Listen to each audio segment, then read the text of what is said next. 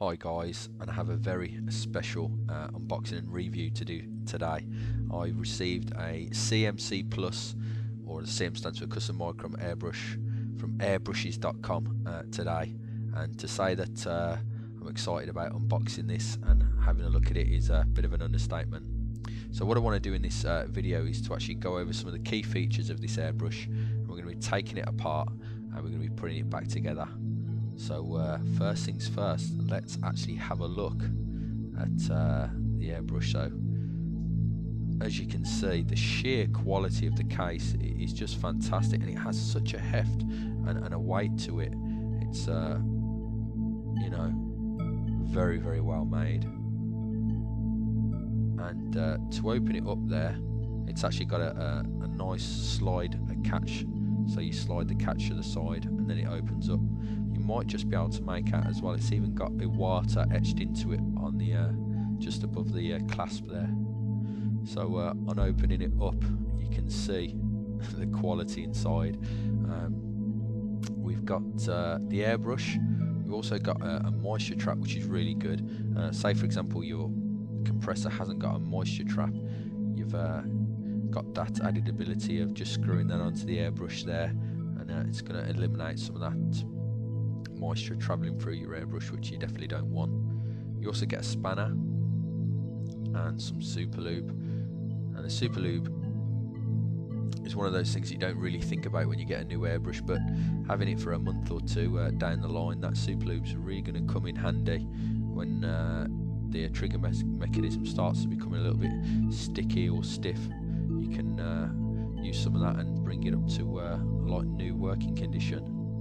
And I've got to be honest as well, I'm very impressed with the way the manual's laid out. I know it's only a manual, but the way that each individual section is highlighted, it makes even a beginner to the actual airbrushing there able to understand and learn how to do the key features of this airbrush. So the manual's laid out really well.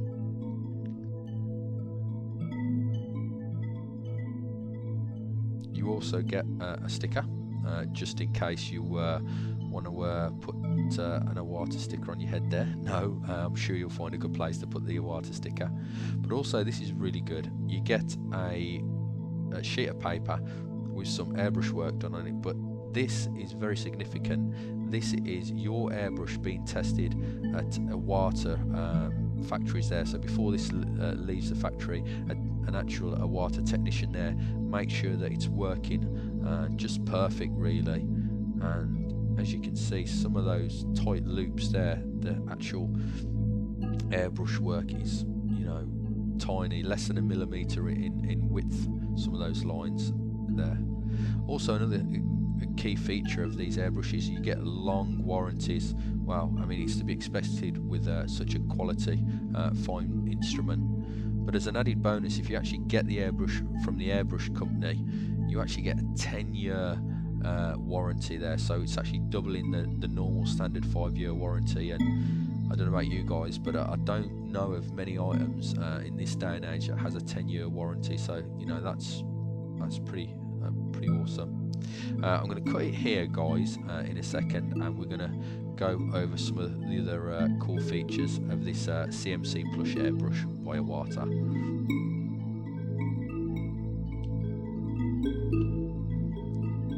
Okay, guys, so let's go over some of those features then. Well, it contains a 0.23mm fluid head system, so you're going to be able to get really fine detail out of that.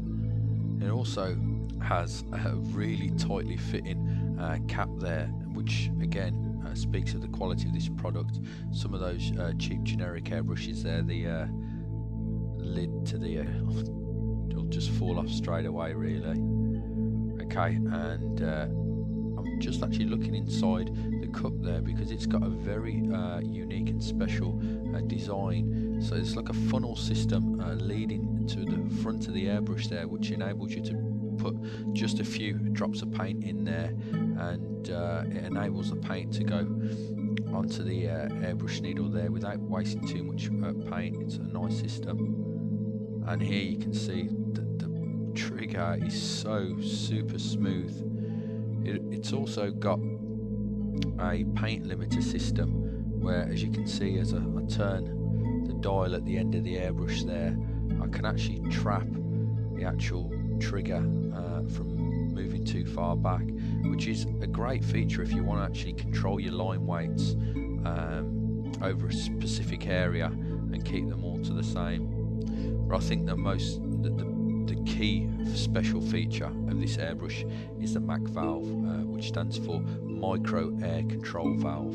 Now, for those of you out there with a compressor where you're able to actually regulate your air pressure, your PSI, you'll know that it's quite crucial once you become really one with the airbrush there to actually set the PSI to the best working pressure for the job at hand. Well, this airbrush goes one step further. You've actually got micro adjustments to the airflow at the actual front of your airbrush there, so no hopping over to your compressor there to change things over, and I think it's an amazing feature. I'm going to cut it here now, guys, and we're going to go on to disassembling the airbrush and reassembling the airbrush. Okay, so we start off by taking off the airbrush handle, which has got quite a weight to it, I may add. And then we're going to be unscrewing the needle chucking nut, which has a really thick, coarse thread to it. So you know you're not going to be stripping the thread off that anytime soon. It's very well made. Okay. Now I'm depressing the trigger mechanism and pulling the needle out very slowly to make sure that there's nothing obstructing the needle from coming out the back of the airbrush there. Now I'm loosening off the needle spring adjuster, and it has a very long fine thread to it. The reason for that is it's going to give us great control over whether we want the actual trigger to be nice and firm or a bit more springy and loose. Okay, I've just taken off the spring, and now I'm taking off the needle chucking guide. Now we're taking off the trigger, and it has a bar going through it, which is going to give a nice flush fit once it goes back into the airbrush housing there. And again, it's going to give really nice smooth motion to the trigger there as you pull it backwards and forwards. I'm unscrewing the nozzle crown cap there. Now we're working on the actual nozzle cap itself.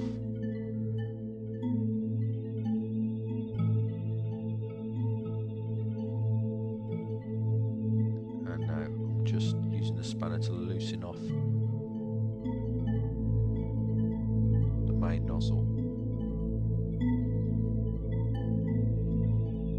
The rest can be done with your fingers. The most important thing is to make sure you've got a nice, clean, clutter-free background, because if you actually drop that head nozzle there, you're in a world of pain, because they're not cheap to replace, and as you can see, it's very, very small. Start reassembling it. So we start off by putting in the main trigger, and I just made sure there's a positive depress there on the lever to make sure that I got it in correctly. And a top tip, when you're actually putting in the auxiliary lever, try and angle the actual airbrush down towards the surface there, so natural gravity will help it not fall flat down there, because that can be a little bit tricky replacing the auxiliary lever into the airbrush. But as you can see, it didn't go in too badly there. Just replacing the needle chucking guide, the spring, and the spring tension adjuster. Now at this moment in time for this video, I'm not actually paying attention to how taut the lever is there, but when you're actually doing it yourself, you play about a little bit to make sure it's at the right setting for your personal comfort. Now I'm replacing the main nozzle head.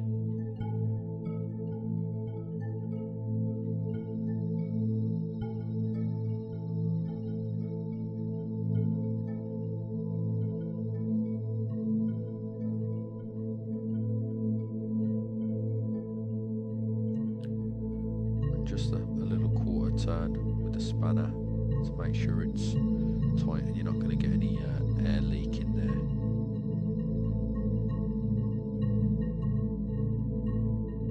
And with a nozzle cap.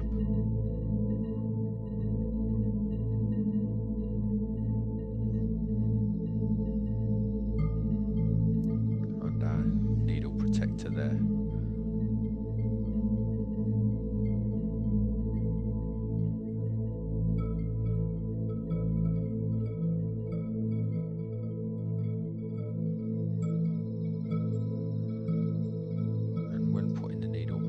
Go bit by bit slowly. The last thing you want to do is chuck the needle straight to the front of the airbrush. So if there's any type of obstruction or block, you know, you've just cost yourself a fair bit of money. So slowly does it and you shouldn't have a problem. And there we go, screwing the handle on the back of the airbrush and we're all done. Airbrush is all back together, and as you see, everything's working fine, and this has probably been more of an overview of this airbrush than an actual full-blown review, so I'll need to do a follow-up video of actually showing you some of the things that this airbrush can do, and especially actually showing you some test footage of me actually using the airbrush with that Mack Valve there to see how we can create different types of line thickness. So stay tuned over the next week or so, guys, and I should have a nice video to show you this beautiful airbrush in action.